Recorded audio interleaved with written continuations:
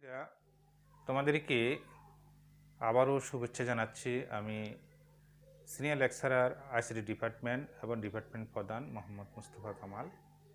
শিক্ষার্থীরা ইতিপূর্বে তোমাদেরকে আরও কয়েকটি ক্লাস ফেসবুক গ্রুপে দিয়েছি। আশা করি তোমরা এগুলো রীতিমতো দেখতেছ। তোমরা যারা ফেসবুক গ্রুপে সদস্য হয়েছ তাদের সুবিধার জন্য বলছি, তোমরা আমার একটা ইউটিউব চ্যানেল আছে, সেখানে সাবস্ক্রাইব করে রাখবে। আমাদের নতুন নতুন ক্লাস তোমাদের কাছে সহজে চলে যাবে।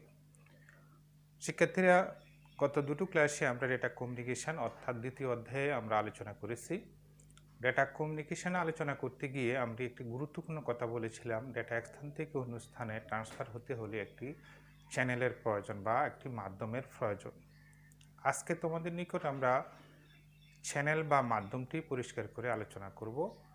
যদিও গত দুটো ক্লাসে এই চ্যানেল সম্বন্ধে আমরা কিছু ভাষা আলোচনা করেছি। আজকে বিস্তারিত আলোচনা করব চ্যানেল বা মাধ্যমের উপরে।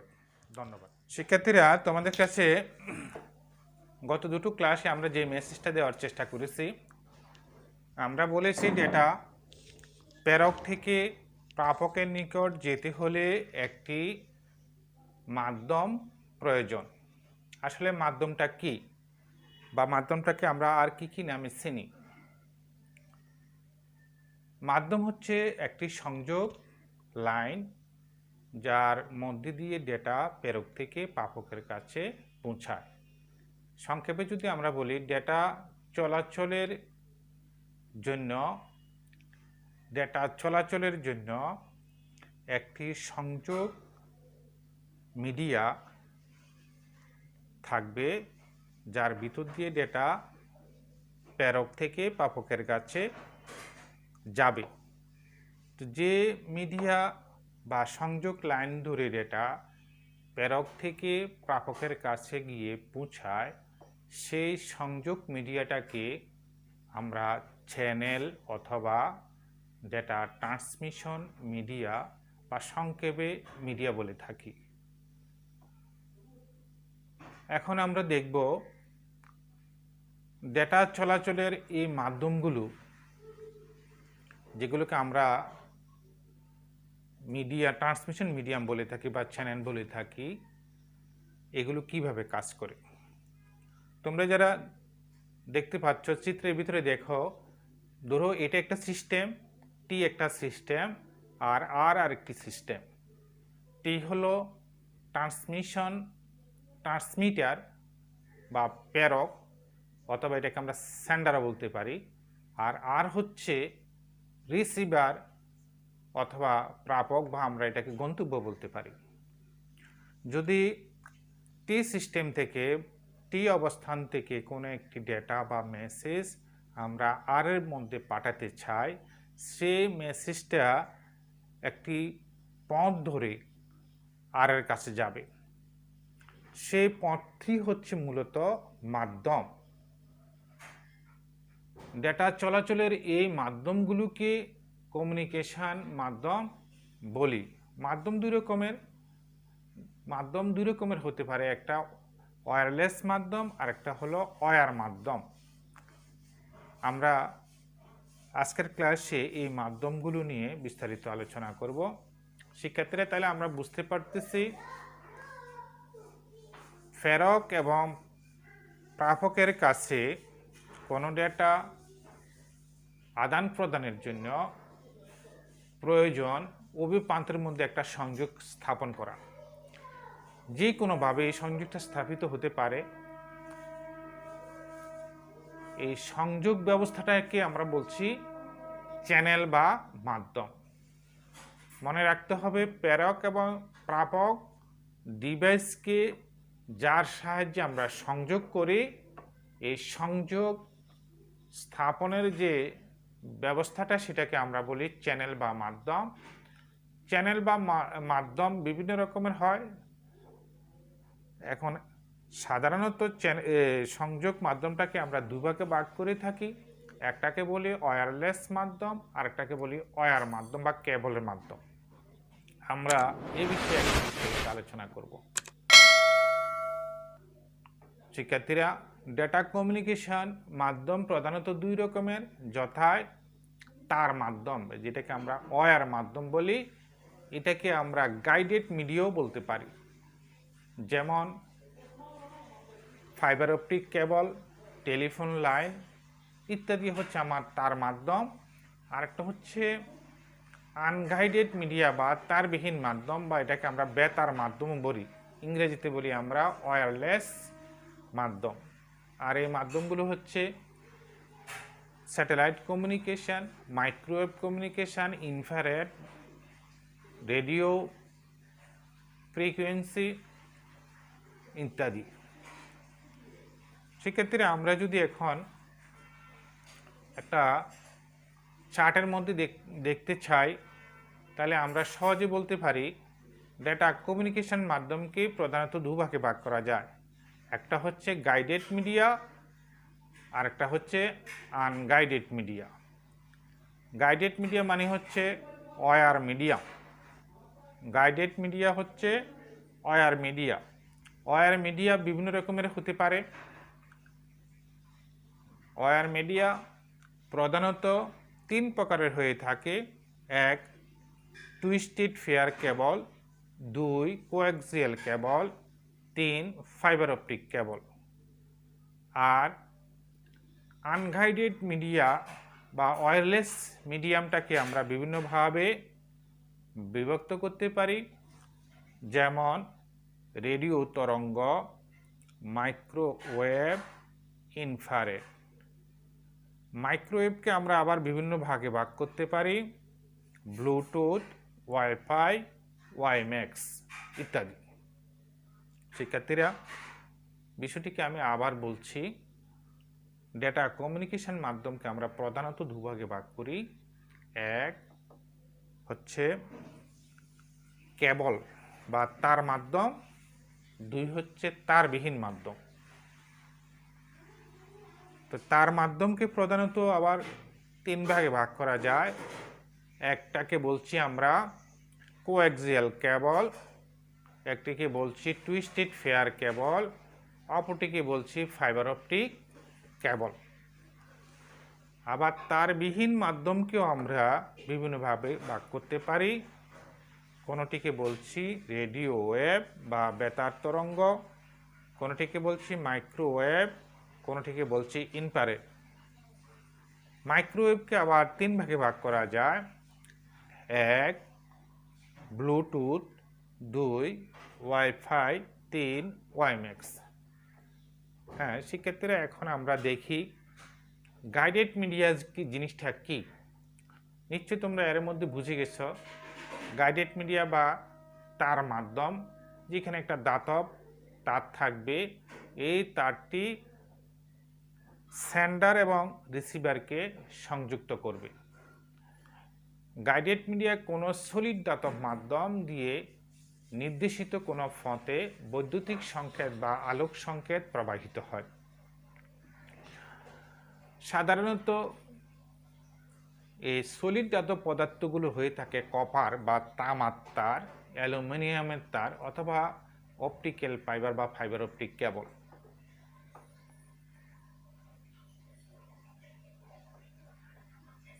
গাইডেড মিডিয়াকে আমরা তিন ভাগে ভাগ করেছি: কোয়াক্সিয়াল কেবল, টুইস্টেড ফেয়ার কেবল, ফাইবার অপটিক কেবল। আমরা এখন একে একে প্রতিটি বিষয়ে আলোচনা করব। প্রথমে আলোচনা করছি কোয়াক্সিয়াল কেবল।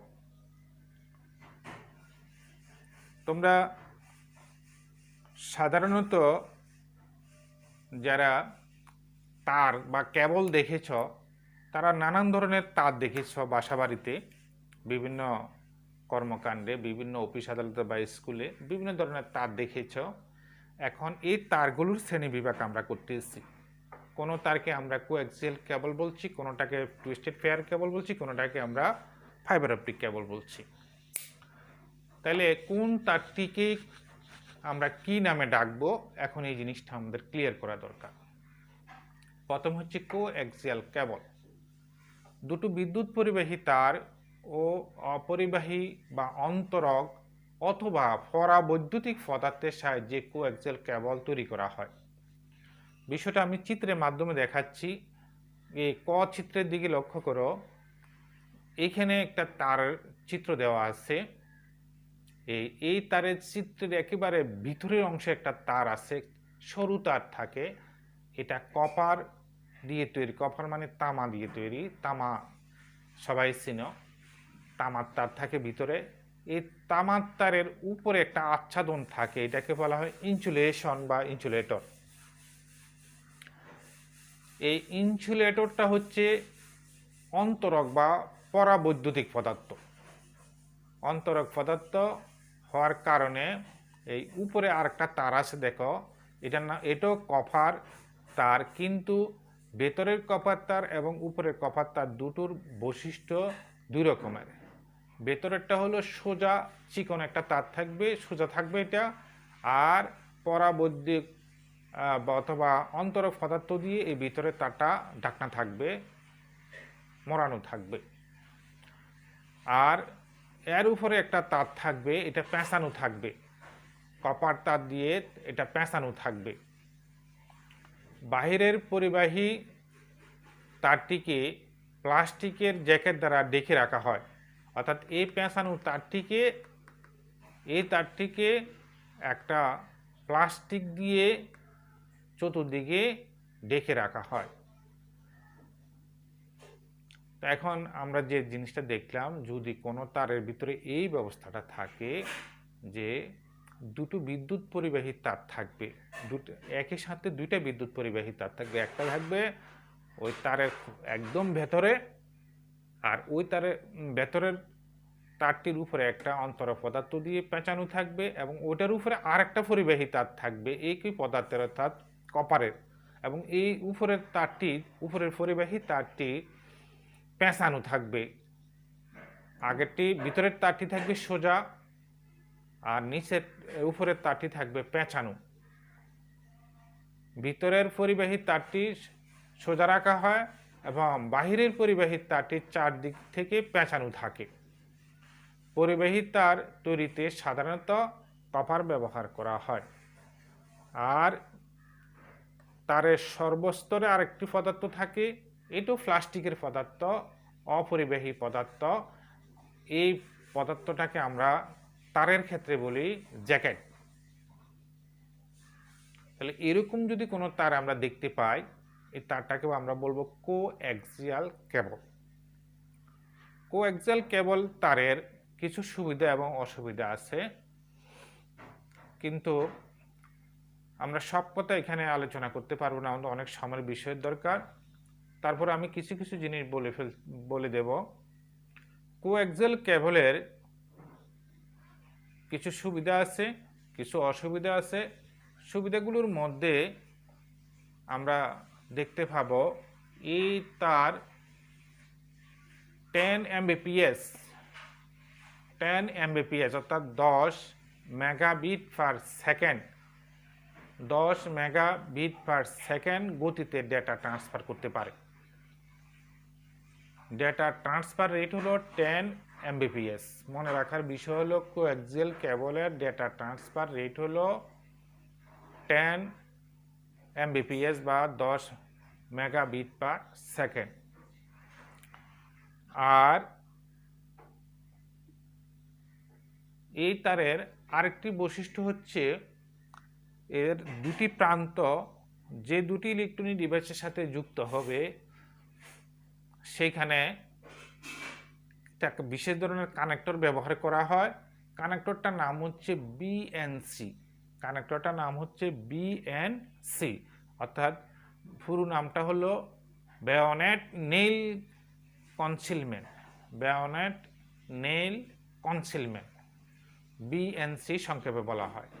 কোঅ্যাক্সিয়াল কেবলের কানেক্টর হচ্ছে বিএনসি, মনে রাখতে হবে। কোঅ্যাক্সিয়াল কেবলের ডেটা ট্রান্সফার রেট হচ্ছে 10 Mbps অর্থাৎ 10 মেগাবিট পার সেকেন্ড। এগুলো হচ্ছে তার বৈশিষ্ট্য অথবা এর সুবিধা। এছাড়া আরও কিছু সুবিধা অসুবিধা আছে, আমাদের স্লাইডের ভিতরে এগুলো দেওয়া আছে, তোমরা একটু যত্ন সহকারে যদি স্লাইডটি পড়ো তাহলে হয়ে যাবে। তারপরে আমি একটু বলে দিচ্ছি। কোঅ্যাক্সিয়াল কেবলের গুরুত্বপূর্ণ বৈশিষ্ট্য হচ্ছে এটা সাধারণত দামে সস্তা।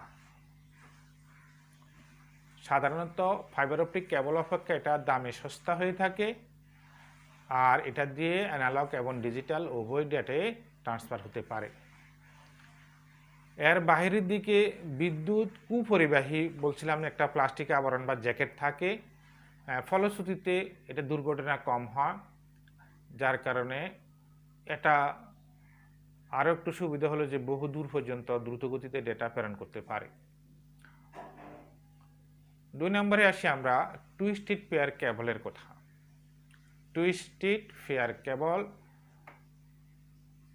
টুইস্টেড মানে দুটি অবস্থা, পেয়ার মানে জোড়া। আমরা এই কথা থেকে তার বৈশিষ্ট্য পেয়ে যাব। দুটো পরিবাহী তারকে পরস্পর সুষমভাবে পেঁচিয়ে টুইস্টেড পেয়ার কেবল তৈরি করা হয়। সেক্ষেত্রে আমরা চিত্রটা আগে দেখি। একটা চিত্র দেওয়া আছে, এখানে দেখো, এখানে দুইটা তার ফেঁসানো আছে। দুইটা তার পেঁচিয়ে যে কেবল তৈরি করা হয় সেটার নাম হচ্ছে টুইস্টেড পেয়ার কেবল। দুটো পরিবাহী তারকে পরস্পর সুষমভাবে পেঁচিয়ে টুইস্টেড পেয়ার কেবল তৈরি করা হয়। এটা ছাড়া এই তারের আরও একটা বৈশিষ্ট্য হলো, এই টুইস্টেড পেয়ার কেবলে একসাথে মোট 7 জোড়া তার ব্যবহার করা হয়। একসাথে মোট 7 জোড়া তার ব্যবহার করা হয়। ভালো করে মনে রাখার বিষয় হলো, টুইস্টেড পেয়ার কেবল তখনই আমরা বলবো, বা কোনো তারকে আমরা তখনই বলবো এটা হলো টুইস্টেড পেয়ার কেবল, যখন দেখব যে এর ভিতরে 7 জোড়া তার এবং প্রত্যেক জোড়ার ভিতরে 2টা করে তার পেঁচানো আছে। আরও একটা লক্ষণীয় বিষয় হলো, প্রত্যেক জোড়ের ভিতরে একটি কমন বা সাধারণ রঙের তার থাকবে। এই সাধারণ রঙটি হলো সাদা রঙের তার, সাদা। প্রত্যেক জোড়ায় 2টো করে তার থাকবে, এর ভিতরে একটা তার অবশ্যই সাদা থাকবে। তাহলে বোঝা গেল 7 জোড়া 60টা সাদা তার থাকবে, আর বাকি 60টা 6 রঙের তার থাকবে। প্রত্যেকটি তারের একটা সিরিয়াল নাম্বার থাকবে, 1 2 3 এরকম করে 8 পর্যন্ত, এবং সংযোগ দেওয়ার সময় আমরা সেই সিরিয়ালটা মেনটেন করেই সংযোগ দেব। তাহলে আমরা কি বুঝতে পারলাম? টুইস্টেড পেয়ার কেবলে 4 জোড়া তার থাকে, প্রত্যেক জোড়া 2টা করে তার পেঁচানো থাকে, সুষমভাবে পেঁচানো থাকে। প্রত্যেক জোড়া একটা সাদা রঙের তার থাকবে আর একটা ভিন্ন রঙের তার থাকবে। ভিন্ন রঙের তারগুলোর ভিতরে আমরা এখানে চিত্রের ভিতরে দেখতে পাচ্ছি ভিন্ন রঙের তার 4টা তার এখানে লক্ষণীয়। একটা হচ্ছে কমলা রঙের, একটা হলো সবুজ রঙের, একটা হলো হলুদ রঙের, একটা হলো কালো রঙের, এরকম করে 4টা তার থাকবে।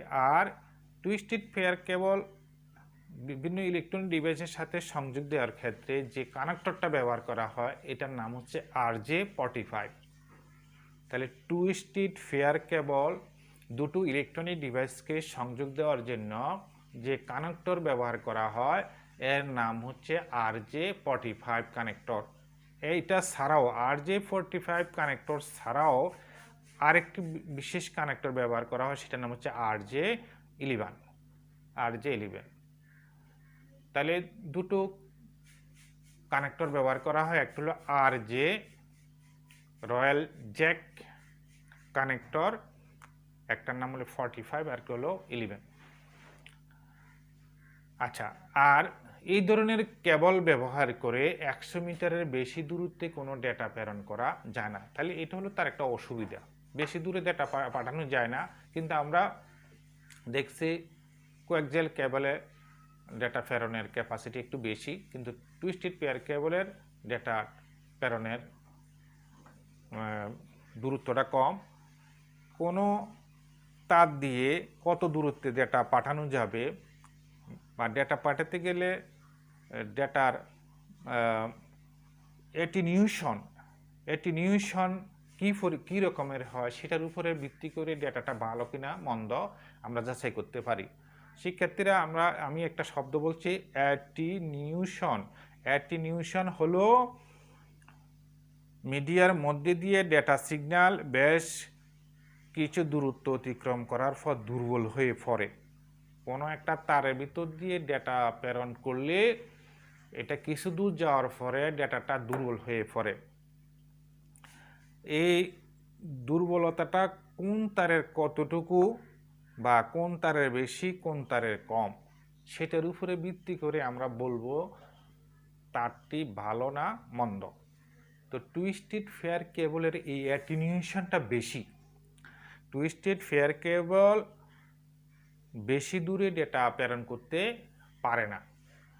আর এটার চেয়ে ভালো হলো কোএক্সিয়াল ফেয়ার কেবল, এর অ্যাটেনুয়েশন কম, অর্থাৎ ডেটা প্রেরণ করলে এটা সহজে সিগন্যালকে দুর্বল করে দেয় না, অর্থাৎ এটার ভিতরে রোধ কম। টুইস্টেড পেয়ার কেবলের ভিতরে রোধ বেশি বা বাধাটা বেশি, সেই জন্য ডেটা বেশি দূর যেতে পারে না। তো অ্যাটেনুয়েশন বা দুর্বলতা সাধন, ডেটা প্রেরণের যে দুর্বলতা, সেটার উপরে ভিত্তি করে আমরা বুঝতে পারছি যে কোএক্সিয়াল কেবল টুইস্টেড পেয়ার কেবলের চেয়ে খানিকটা ভালো। এখন আমরা যে জিনিসটা নিয়ে আলোচনা করব সেটা হচ্ছে টুইস্টেড ফেয়ার কেবলকে বিভিন্ন ভাগে ভাগ করা যায়। সাধারণত দুই ভাগে ভাগ করা যায়। এক বলছি আমরা আনশিল্ডেড টুইস্টেড পেয়ার কেবল, এটাকে আমরা সংক্ষেপে বলি ইউটিপি, আনশিল্ডেড টুইস্টেড পেয়ার কেবল। আরেকটাকে বলছি আমরা এসটিপি বা শিল্ডেড টুইস্টেড পেয়ার কেবল। সাধারণত আনশিল্ডেড টুইস্টেড পেয়ার কেবলের চেয়ে শিল্ডেড টুইস্টেড পেয়ার কেবলটি ব্যবহার করা উত্তম। বর্তমানে local area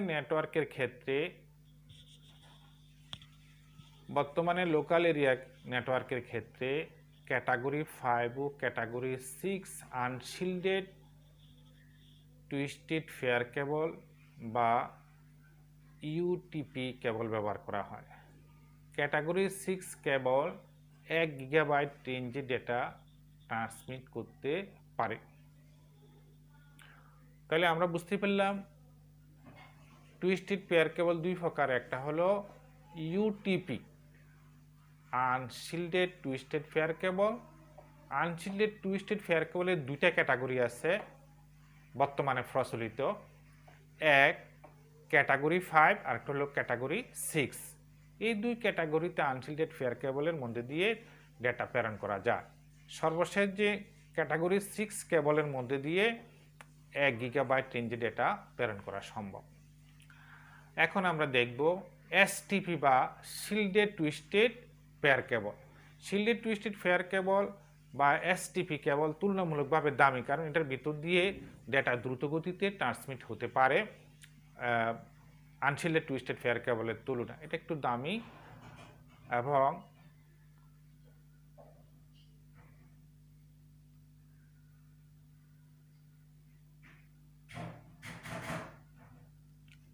এসটিপির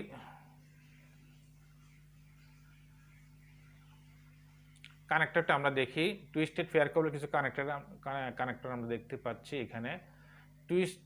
shielded twisted pair কেবল এসটিপি কেবলের গঠনটা এখানে আমরা দেখতে পাচ্ছি। একটা আছে জ্যাকেট হলো তার সবার উপরে যে অংশটা থাকে, এটাকে আমরা আগে বলছি এটা প্লাস্টিকের থাকে, এটাকে আমরা জ্যাকেট বলি। জ্যাকেটের নিচে আরেকটি পদার্থ থাকে, এই পদার্থটা বলা হচ্ছে ব্রিজ অর ফয়েল শিল্ড। আর ফয়েল শিল্ডের নিচে থাকে আরেকটা শিল্ড থাকে, ওটা দ্বারা ফেয়ারগুলোকে বিভক্ত করা হয়। আর ওই ফয়েল শিল্ডের নিচে থাকে টুইস্টেড ফেয়ারটা, অর্থাৎ কেবলগুলো পেঁচানো পেঁচানো থাকে। তার মানে আমি দেখাচ্ছি, এটা হলো জ্যাকেট, এটা বাহিরের অংশ। এই জ্যাকেটের ভিতরে থাকে আরেকটা অংশ, সেটাকে আমরা বলছি ব্রিজ ফয়েল শিল্ড। আর ফয়েল শিল্ডের নিচে আরেকটা আছে, সেটাও ফয়েল শিল্ড। এটার পরে আছে আমার টুইস্টেড ফেয়ারটা, অর্থাৎ তারটা। এরকম টুইস্টেড ফেয়ার কেবলের, বিশেষ করে এসটিপি কেবলের গঠনটাও একটু মজবুত হয়ে থাকে এবং এটা দামি হয়ে থাকে। টুইস্টেড ফেয়ার কেবল কানেক্টর গুলো আমরা বলছি কি থাকে, একটা সিরিয়াল নাম্বারে থাকে 1 থেকে 8 পর্যন্ত। কারণ টুইস্টেড ফেয়ার কেবলে 4 জোড়া তার থাকে, 4 জোড়া তারে 8টা, প্রত্যেকটা জোড়াতে 2টা করে হলে 4 জোড়াতে 8টা তার থাকে। তারগুলো সিরিয়াল থাকে 1 2 3 4 5 এরকম করে 8টা। তো 8টা তারের এই সিরিয়াল অনুসারে আমরা কি করব, লিঙ্ক কানেকশনটা দিব এক প্রান্তকে কোনো একটা ইলেকট্রনিক ডিভাইসের সাথে, অনুরূপভাবে অপর প্রান্তকেও আরেকটি ইলেকট্রনিক ডিভাইসের সাথে আমরা কানেকশন দিব। তো এইভাবে টুইস্টেড ফেয়ার কেবলের সাহায্যে ডেটা ট্রান্সমিট হবে। আর টুইস্টেড ফেয়ার কেবলের আবার দুইটা ক্যাটাগরি আছে, একটাকে আমরা বলছি RJ45 RJ11। RJ45 ভিতরে 8টা তার থাকবে, আর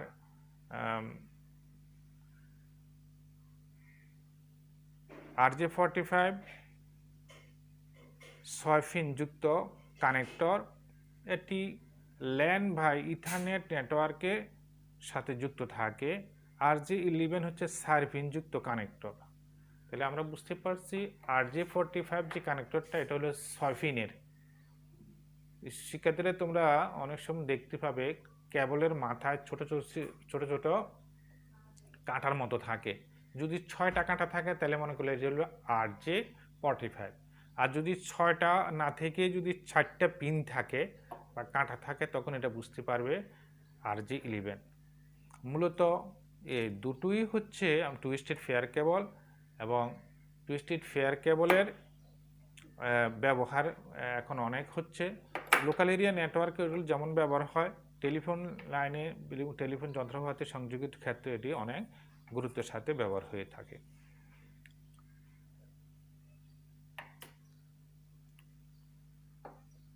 তাহলে টুইস্টেড ফেয়ার কেবলের কিছু সুবিধা আছে আমরা দেখতে পাচ্ছি, কিছু অসুবিধাও আছে। আমরা ইতিপূর্বে আলোচনা করে ফেলছি টুইস্টেড ফেয়ার কেবলের কিছু গুরুত্বপূর্ণ বৈশিষ্ট্য বা সুবিধাগুলো, অসুবিধাগুলো কিছু আলোচনা আসছে।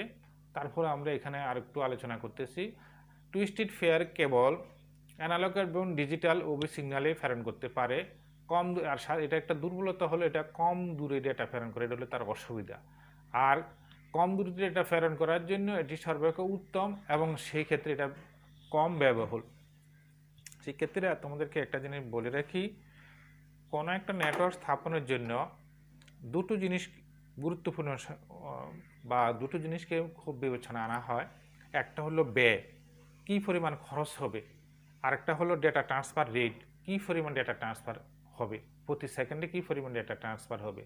যদি কোনো লোকে বা কোনো সিস্টেম বা কোনো প্রতিষ্ঠানে যদি এটা চিন্তা করে যে আমার টাকা বেশি যাক কিন্তু আমি বেশি চাই, তাহলে সে এক ধরনের কেবল বিবেচনা করবে। আবার যদি কোনো প্রতিষ্ঠান চিন্তা করে যে না আমার টাকাটার কথা মাথা রাখা দরকার, আমার ডেটা ট্রান্সমিশন রেটটা কম হলেও অসুবিধা নেই, তাহলে তারা আরেক ধরনের কেবল সিলেকশন করবে। তাহলে টুইস্টেড ফেয়ার কেবলের বলছিলাম এটা ট্রান্সফার রেট একটু দুর্বল, সুতরাং এটার খরচও কম। এটা কম খরচে এই কেবলটা ব্যবহার করা যায়। কম দূরত্বে ডেটা প্রেরণের জন্য এটি সর্বাপেক্ষা কম ব্যয়বহুল একটা পদ্ধতি। 3 নম্বরে আমরা আরেকটা কথা বলতে পারি, এই টুইস্টেড ফেয়ার কেবলটা সহজে স্থাপন করা যায়।